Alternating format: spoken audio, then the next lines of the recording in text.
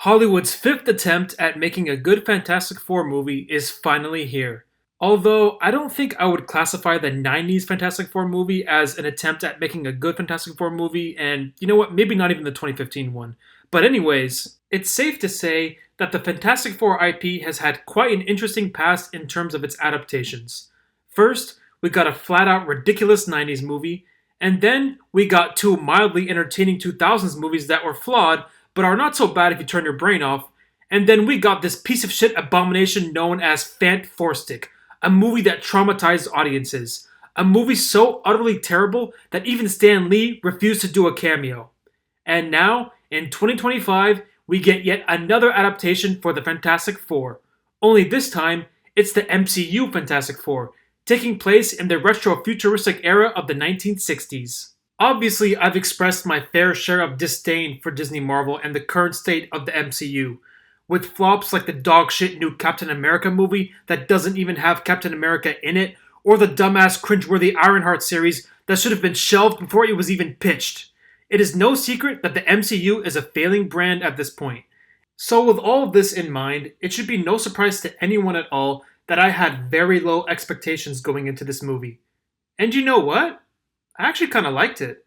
The movie as a whole does have some issues, but I found it to be pretty enjoyable for the most part. Pedro Pascal is actually a pretty good Reed Richards. I don't think he was as good as Eoin Gruffudd, or however you say that name, but he still did a fairly good job embodying that nerdy smart guy personality. Vanessa Kirby was the perfect casting choice for Sue Storm, and the same goes for Joseph Quinn as Johnny Storm. Although, while I did think that Chris Evans was a better Johnny overall, Joseph brought something new to the character that I quite enjoyed. While I did like the dude from The Bear playing the Thing as well, I personally thought that he was the weakest of the four in this movie. I understand that his new look is more comic book accurate, but I still think that the Thing from the 2005 and 2007 movies looks a lot better. Also, the dude from The Bear just used his regular voice for the Thing, which didn't really match how he looked and ultimately just did not work for me. The actor who played the Thing in the 2005-2007 movies actually altered his voice to sound more like what a rock monster would sound like, and it just made so much more sense to me. Besides that, there were a lot of things that worked well for me in this movie. Spoiler alert, I liked how both the world and the story were more grounded than a typical MCU movie, and that includes the plot too, which was very simple. Galactus is going to swallow Earth unless Reed and Sue give up their child. Quite a tall order. So now they have to find a way to defeat Galactus before he destroys all mankind instead of honoring his insane request. I also liked how, unlike a typical MCU movie, this movie stands on its own. There are barely any references to other Marvel films. There are no pointless Easter eggs, no dull nostalgia bait or any of that sort of fan service bullshit. It's just a simple movie about a superhero family of four trying to protect the world, and I very much appreciated that. Now, in no way is this a great movie. I do think it's pretty good for what it is, but there are some issues I have with it. First off, while I did like the conflict of how the Fantastic Four were put in a situation where they were pressured by the people of Earth to give up Reed and Sue's baby to protect mankind, I did not like how that was resolved so quickly just from one simple speech. I also didn't really like the reason as to why Galactus wanted their baby so badly. Why did he want someone to replace him? Is he not powerful enough to keep doing what he's doing, swallowing planets and all that shit? It was just kind of a little too ridiculous. But anyways, I also hated the female Silver Surfer. I get it, she's in the comics, yeah, whatever, blah blah blah, who gives a fucking fuck? We all know why Disney decided to make the Silver Surfer female instead of male. We all know why. It's not rocket science. I also did not like how she steals Johnny Storm's hero moment in the end, pushing him out of the way to defeat Galactus herself. That was pretty fucking stupid. Speaking of that part, I did not like how it was mainly Sue Storm and female Silver Surfer who take down Galactus.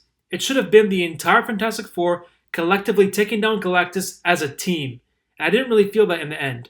They were supposed to be a team doing it together, and it just didn't really seem like that throughout that entire final act. Also, one of the biggest issues I had with this movie is how the characters didn't really use their powers that much. Like, I didn't feel like I got enough out of Reed's powers and what he can do.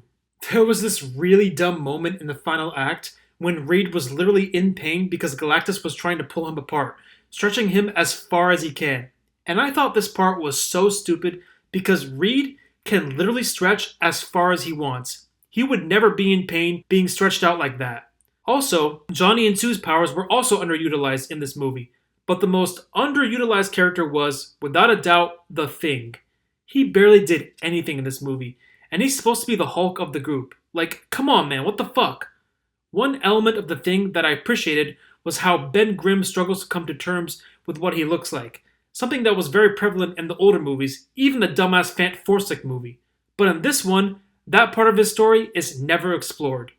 Another element that was prevalent in older films, yes, even Fant Forstick, is the friendship between Reed and Ben and how the cosmic radiation exposure event changed things between them, being that it was Reed's fault. None of this is explored or even discussed in the new film. I think that a lot of things about the characters were glossed over too quickly, and while I do like how the movie kept it short and simple, I think that the story would have benefited from the movie being a bit longer so that these types of character tropes and archetypes could have been explored a bit more.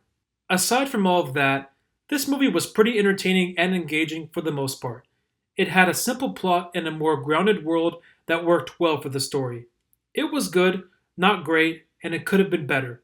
At this point, with all the superhero fatigue that everyone is feeling, good, not great, is good enough for me. Anyways, I'm gonna give the Fantastic Four First Steps a 6 out of 10.